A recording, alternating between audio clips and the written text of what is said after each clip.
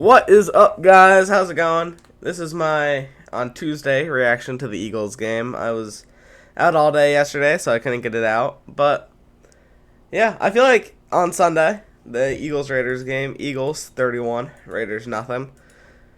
I mean, despite it being the Raiders, they were 2-11 going into that game. They were awful. Kenny Pickett was awful. This was still a good win for the Eagles. I was very nervous coming into this game. Just to be frank, I thought this was going to be like the Cardinals-Eagles game in 2023, where the Eagles come in, they're these giant favorites, but they just get killed, and it just doesn't work out. But what I didn't realize is the Raiders this year are so much worse than the 2023 Cardinals were. And this Eagles team, it was they played a terrible team, but they showed a heart and some fire that I didn't know if this team still had, if you know what I mean. I knew they were still they had still had good players, but I was convinced they were checked out. I was convinced Nick Sirianni had lost the locker room. It was all crashing down basically, and that this Raiders game might just be the final tipping point. Maybe we didn't lose. Maybe we only won by a score though. Maybe it was 19-12 or something. The defense holds them down all game, but the offense just looks awful. But no. Surprisingly, at least for me, I was very happy about it. But it didn't look like that at all. In fact, it was an amazing win for the Eagles. The opponent was terrible, but that they showed basically what we needed them to show, so to still give the fans hope. The Eagles, in 3 quarters, Jalen Hurts 12 for 15, 175 yards, 3 touchdowns, 154.9 quarterback rating. Saquon Barkley 22 carries for 78 yards and a touchdown. Yeah, the team played very well. That was only in 3 quarters, and then, Tanner McKee, 3 for 3, 33 yards, so. But, fucking, that's what, we needed to see. Was it a bad team? Yes. Yeah, the Raiders aren't good. We needed to beat them. But we did beat them, and that's the main thing that matters. The defense looked excellent. I think, for a while, they held the Raiders to the lowest yards this season, but I think eventually in the 4th quarter they beat it, and it was the lowest yards for the Raiders in 15 years or something. But so regardless, just watching that game, the team looked a lot better. They looked like they had a fight. They kept making plays. They kept going for it. Jalen Hurts looks like he had gotten back. It looks like he had shed whatever was wrong during that Chargers game. He was able to rebound from that, get it going again. And I think this game has the potential for it to be an amazing momentum building game. Maybe this isn't the game that defines the season, but it could be the game where the season flipped over. They were struggling. It looked like the world was ending. Then they got to play the Raiders. Then they got to play the Commanders. They had a tough game against the Bills, but then they got the Commanders again. And they managed to hit their stride 4 weeks before, as they were going into the playoffs. They looked great. I think that is the effect that this game could have on this team. And if it is, I think that's huge. That would make this a very scary football team. The play calling over the last 2 weeks has looked a lot better, especially from Kevin Patullo.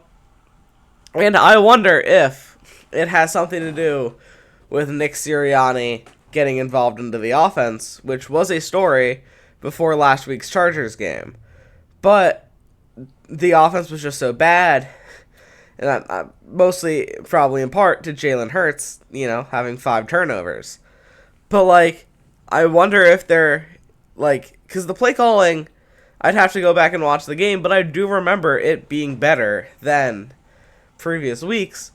Maybe it just wasn't executed well, because it had been so long of the they basically changed up the system. A lot more under center, a lot more middle of the field.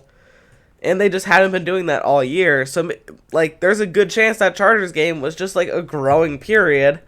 Then we get to play a crappy Raiders team. We get to beat up on them. And it's a nice rebound spot. And we can get back into the steam. What is it? Wait, I forget the saying. I can't remember. It's like, you get back into it, basically. I don't know. I'm sorry. You get back into the... Okay, I'm just going to stop bringing that up. Back into the thing of things. I don't know. But this looks like a good jumping off point. If the offense can continue to have, the play calls, maybe the tush push gets better. They showed during that game that they've only had a 67% chance of the tush push working this season. So... if that can start to improve, maybe with Lane Johnson coming back soon, because Fred Johnson is all right, but you can tell he's no Lane Johnson. It's the run blocking was a lot better with Lane. The pass blocking was better with Lane. There's that one play where Fred Johnson was just fully arm around the neck of Max Crosby, and luckily it wasn't called. But Lane Johnson, I do think, is, not very hot take here. But Lane Johnson is the far better tackle. And getting him back, if he can be healthy, he can get going, then he starts cooking up too. This offense has a really good chance. Because the defense hasn't really improved. Because they haven't needed to. The defense has been good, at least this entire, second half of the year. I don't really remember. I know they were good all year, but I remember they had a few weeks where they struggled. They struggled against the Bears, but I put that more to the offense not being able to do anything. And, it's just looked good. So if now they can have the offense to match what the defense has been doing, then all of a sudden we go from a team which prays the defense shuts out the other team, basically, to what we had last year, where we can get bigger, sustained drives. We can have the defense shut down the other team, make them quit, basically, force their defense out on the field for a long period of time while our defense gets to rest. Basically what the Bears did to us this year. If we can just get back to doing that right before the playoffs, carry that into the playoffs, we have a good chance, because really the main competition is the Rams, if we do manage to make the playoffs. Because Packers, it's unfortunate, they just lost Micah Parsons, Christian Watson. I don't know if they lost anyone else for the season in that game. I know they lost multiple other players in that game, though. So they're, on the edge of things now. The Lions, they're still not in the playoffs. Let me pull up the NFC playoff picture real quick. But I know the Lions aren't in it. Yeah, 1, 2, 3, 4, 5, 6, 7. The Lions are currently the 8th seed. So they're one game out, but the Packers have both games on the lines this year. So the Lions could be in for a tough go of things if the Packers, despite losing Micah Parsons, still manage to hang on, maybe win some games. The Panthers, they're not in. The Panthers or the Bucks. Both those teams are actively trying to lose their playoff spot right now. It's a competition for who's not going to make the playoffs. I'm not really scared of either of them. The Bears, I'm a little bit scared of. I think we can play them better, but they really did kill us last time we played them. The Niners, they're a good team. They're 10-4. We're only 9-5, huh? But I still don't. I feel better. I feel like we could beat them. I'm not really afraid of the Niners. The Rams, that's a rough one. I can definitely see us not having a good time against them. Same with the Seahawks, but I feel like we have the type of defense that'd be able to shut down Sam Darnold, because whenever Sam Darnold seems to play a decent defense, he kind of just shits himself. So if we could get to play that Sam Darnold, where he has to play our defense, then I feel pretty confident. So, for then, other potential playoff teams are the Cowboys. And the Cowboys aren't making it. They have to win the division. So if the Cowboys make it, we don't make it. And our magic number to clinch the playoffs is one game. So as long as we beat the Commanders once, or the Bills once, or the Cowboys lose a game, we're in the playoffs. So, I'm not scared of the Cowboys. So really, on this list, there's only like 2 or 3 teams I'm scared of. The Rams, the Bears, and maybe the Niners. Just because they feel unpredictable. They feel like they could get a game. But we already beat the Lions pretty recently, pretty convincingly. We beat the Packers, and now they're a much worse team. The Seahawks, Sam Darnold, we still don't know if he's ever going to be able to, play well in the moment. The Bucks, they're struggling right now. I don't think they're going to do it. And if it's the Panthers, I just don't think their team is good enough. They don't have the experience. So yeah, I feel pretty confident about our playoff chances. The Jalen Carter injury, I'm slightly concerned about that because I saw a tweet saying like maybe Jalen Carter was holding back the defensive line because of how well they've played the last 2 weeks. And I'm actually going to agree with that, but not really because of Jalen Carter as much. Like, he's still an amazing player, but I think he's just been banged up this season a lot. Like, I think he's very clearly not playing at 100%. He's missed the last 2 weeks because of injury. And I think he's kind of been holding back that defensive line a little bit because they don't want to bench him, but he's not healthy enough to be his normal self, basically. He isn't the game record Jalen Carter right now because he's not healthy enough to be. So if he can maybe take 1 more week off, I don't know his health status. Maybe he can come back, but I'd say take another week off. If it means you could come back healthy for the Bills game, come back, try to get back to your old self, and then we have an amazing defensive line going into the playoffs. Ojomo's been playing well. Davis has been a superstar. Phillips has been a superstar. Nolan Smith picked it up where he left it off last year. Jalex Hunt has been playing really good. Dean really good. Vaughn really good. Quinion, he's doing his thing.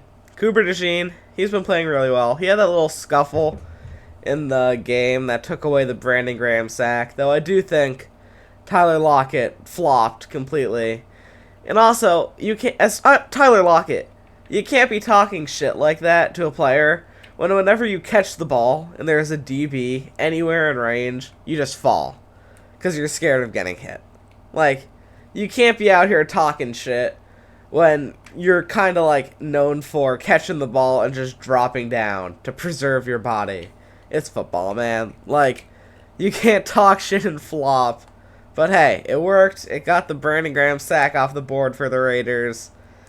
But I don't know, man. Brandon Graham's been playing well. Adoree Jackson has been playing much better, like considerably so, than he was earlier this year. That's probably like the best improvement story of this season that's gone under the radar. Like, obviously, he's still not like a superstar level talent, but compared to what he was, he is a very good, he's a pretty good cornerback too. He's good enough against the wide receiver too, in whatever team they're playing. He allows Quinion to get the number 1 guy. He doesn't have to go flipping around and stuff. And I think if he continues to stay hot, then we're still going. That's a great move for the Eagles. Reed Blankenship, he still isn't playing great, playing better. I'd like to see him keep improving. Marcus Epps, though, for being Marcus Epps of all people, he's played a lot better than expected. Like, we should have kept C.J. Gardner-Johnson. I don't know what the reason we let him go was. Maybe there was a good one, but yeah, if Marcus Epps wasn't playing well, we'd kind of be cooked at safety. 1 second. Sorry about that. I'm incredibly plugged up right now, and I had to just blow my nose. You can probably hear it, and I am sorry about that. But yeah, defense has been looking good. Marcus Epps, of all people, is playing well. I wonder what the Andrew Makuba situation is. I don't know if we're getting back before playoffs. If we can, that's nice. But right now, Marcus Epps is playing acceptable enough spot in that role, so I'm happy with it. Yeah. AJ Brown not getting targets seems to have a correlation with us winning, though, which is certainly interesting because honestly, if he didn't get that touchdown, I think we see another social media post yesterday or on Sunday night because I think he had 2 catches for a touchdown. Yeah, 2 receptions, 41 yards, and a touchdown. So like on 2 targets, that is, but there was the one but there was the one with the pass interference. So that one doesn't really count. So technically 3 targets, but like, yeah. But those 3 weeks we forced him the ball. He got us 100 yards and we went over 3 in that stretch. But immediately we stopped forcing him the ball. He gets his 2 targets. He gets a nice touchdown over the middle. And I get it's only the Raiders, but we win. The offense looks much better. And I think there is a correlation there. And also, unfortunately, I don't want him to go, but I think A.J. Brown is gone this offseason. It just seems like he's checked out from the team, kinda. Especially, he hasn't been posting as much, but all those posts, it seems like his relationship with Jalen Hurts is just gone. Like, there was all the stuff earlier this season, especially. He deleted all the Jalen Hurts references off of his Twitter. It just seems like they have a relationship which has gone from being like best friends, Jalen Hurts is his daughter's godfather, to barely, if even, a working relationship. Though I do know, that's just what I've heard, that's what I've seen, and based off of context clues.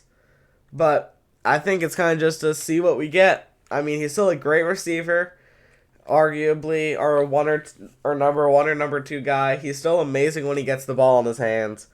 But I think it's kind of just to see what happens, see what we can do with him this season, and then trade him in the offseason for picks, probably to like the Patriots or something.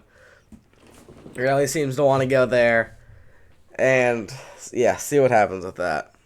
But hey, if we can keep this offense going, he gets a few targets a game, I'm happy. So I don't really care what he thinks. Yeah. Dallas Goedert's dropped touchdown. I think that physically pained me to watch.